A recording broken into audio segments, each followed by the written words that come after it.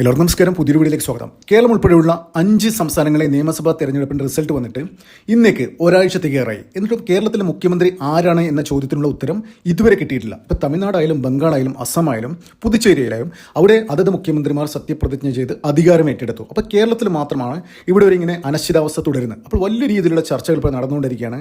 അതായത് മല്ലികാർജ്ജുനൻ ഖാർഗെയുടെ വീട്ടിൽ വെച്ച് AICC ജനറൽ സെക്രട്ടറി ദീപാദാസ് മുൻഷിയും ഇവർക്ക് രാഹുൽ ഗാന്ധി, ഇവർക്ക് ഹൈക്കമാൻഡ് എന്ന് പറയുന്ന ഈ ആൾക്കാരൊക്കെ വലിയ രീതിയിൽ ചർച്ച നടത്തിക്കൊണ്ടിരിക്കുകയാണ് ഈ കുറച്ച് നാളായിട്ട്. അപ്പോൾ ആരാണെന്ന ഉത്തരം ഇതുവരെ കിട്ടിയില്ല അവർക്ക് എന്താണെന്നില്ലേ. അപ്പോൾ VD സതീശനും തെരഞ്ഞെടുപ്പിനെ നയിച്ചത് VD സതീശനാണ്. പിന്നെ രാഹുൽ ഗാന്ധിയുടെ ഇഷ്ടത്തോഴനാണ് KC വേണുഗോപാലുണ്ട്. പിന്നെ രമേശ് ചെന്നിത്തലയുണ്ട്. അപ്പോൾ ഇവർ 3 ആൾക്കാരുമാണ് ഈ മുഖ്യമന്ത്രി സ്ഥാനത്തിന് വേണ്ടിയിട്ട് കട്ടിപ്പിടി കൂടുന്നത്. അപ്പോൾ ആരാണ് എന്നുള്ള ചോദ്യത്തിന് ഉത്തരം ഇതുവരെ ഹൈക്കമാൻഡിൽ കണ്ടെത്താൻ പറ്റിയില്ല.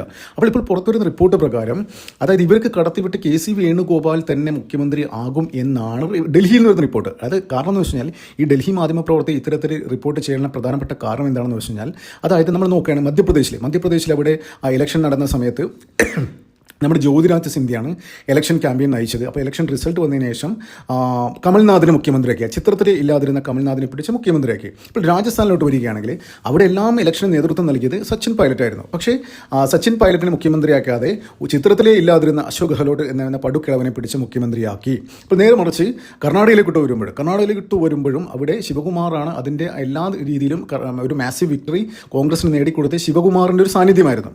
അപ്പോൾ ശിവകുമാറിനെ മുഖ്യമന്ത്രിയാക്കാതെ കിളവനായ സിദ്ധരാമയ്യ മുഖ്യമന്ത്രിയാക്കി. അപ്പോൾ ഈ പറയുന്ന ആൾക്കാർക്കൊക്കെ കമൽനാഥനായാലും അശോക് ഗെഹ്ലോട്ടിനായാലും മറ്റേ സിദ്ധരാമയ്ക്കായാലും ഇവർക്കൊക്കെ കണക്ഷൻ ഹൈക്കമാൻഡിലുണ്ട്. അപ്പോൾ അതേമാതിരി തന്നെയാണ് കേരളത്തിൽ സംഭവിക്കാൻ പോകുന്നത്. അപ്പോൾ ഇവിടെ VD സതീശനാണ് ഇലക്ഷനെ നയിച്ചത്.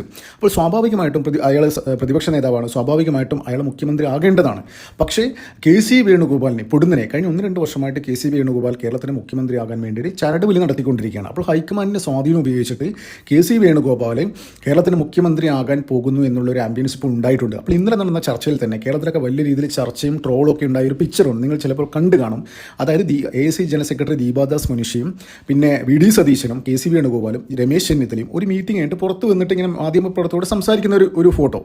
ആ ഫോട്ടോയിൽ സതീശനാണെങ്കിൽ ആകെ ഡസ്പായിരിക്കുകയാണ്, KC ആണെങ്കിലും എന്തോ ഗൂഢമായി ചിന്തിച്ചുകൊണ്ടിരിക്കുകയാണ്, ചെന്നിത്തല മാത്രമാണ് നല്ല രീതിയിൽ ചിരിച്ചുകൊണ്ടൊരു സുസ്മേരവദനായിട്ട് ആ ചിത്രത്തിൽ കാണാൻ പറ്റി. അപ്പോൾ ആൾക്കാർ പറയുന്നത് എന്താണെന്ന് വെച്ച് കഴിഞ്ഞാൽ ചെന്നിത്തലക്ക് ലോട്ടറി അടിച്ചു എന്നുള്ള കാര്യമാണ് അവിടെ പറയുന്നത്. പക്ഷേ അങ്ങനെ ആവാൻ സാധ്യതയില്ല.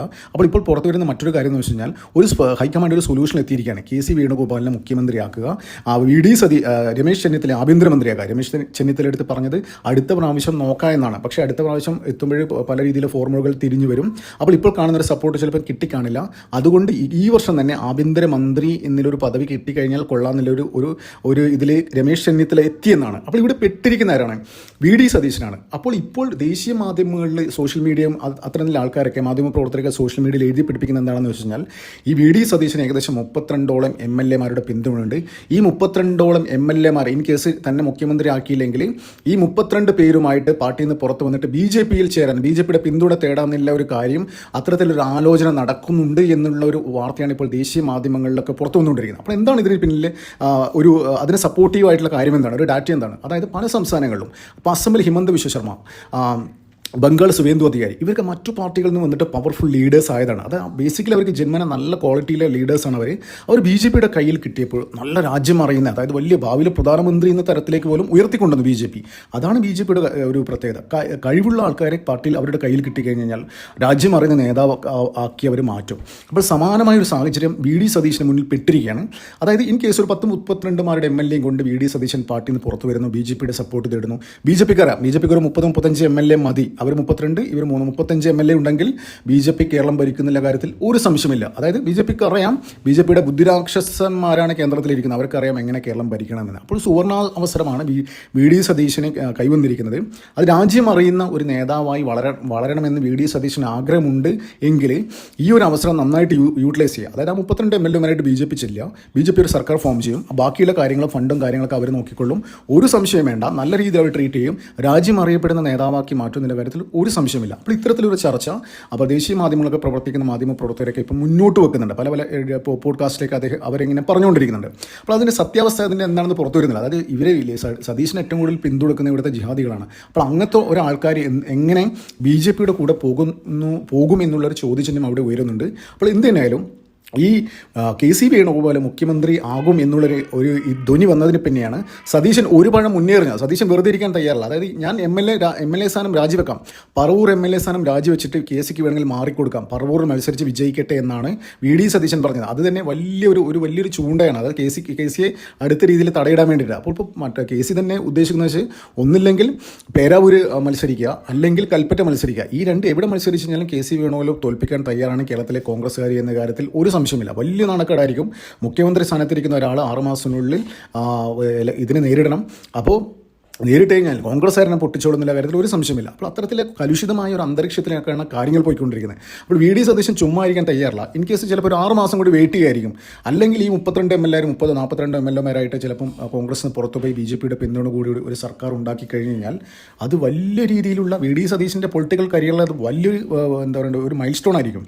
നാളെ ഇന്ത്യ അറിയപ്പെടുന്ന ഒരു നേതാവായി മാറ്റും BJPയുടെ കയ്യിൽ കിട്ടിക്കഴിഞ്ഞാൽ ഈ VD സതീശനെയും അത് ഭരണം കിട്ടണം. ഭരണം കിട്ടിക്കഴിഞ്ഞാൽ മാത്രമേ കേരളത്തിൽ ഇപ്പോൾ ഈ ഒരു ബംഗാളായാലും നമ്മുടെ അസമായാലും അവിടെയൊക്കെ അവരെ ലീഡേഴ്സിൻ്റെ പവർഫുൾ ആ ഒരു കപ്പാസിറ്റി ജനങ്ങൾക്ക് കാണിച്ചു കൊടുക്കുന്നത് അത് BJP ഭരണം കിട്ടണം കയ്യിൽ, എന്നാൽ മാത്രമേ അവരെ പവർ കാണിക്കാൻ പറ്റൂ. അപ്പോൾ അതേമാതിരി കേരളത്തിലും ഒരു ഭരണം കിട്ടിക്കഴിഞ്ഞാൽ VD സതീശനെ രാജ്യം അറിയുന്ന നേതാവാക്കി മാറ്റും BJP എന്നുള്ള കാര്യത്തിൽ ഒരു സംശയമില്ല.